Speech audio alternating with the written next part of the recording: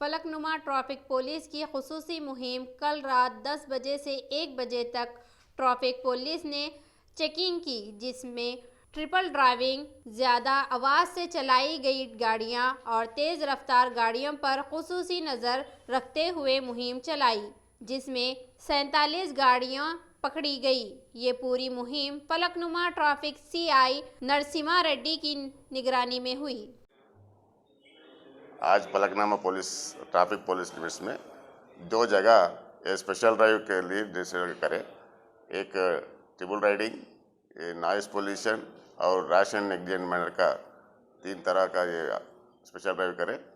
2 Shamsherganj and जंगम takes road में भी करें। पूरा 9 rash and negligent, triple riding के 25 और नॉइस पोल्यूशन के 13 केसेस करें। वो व्हीकल डिटेक्ट करें, उन लोगों को चालान करके फिर बाद में भेज देते हैं। सर कोई 4 व्हीकल्स है सर? 4 व्हीलर का कोई भी नहीं है, और ओनली 2 व्हीलर्स है। टोटल कितने केसेस? पूरा 47।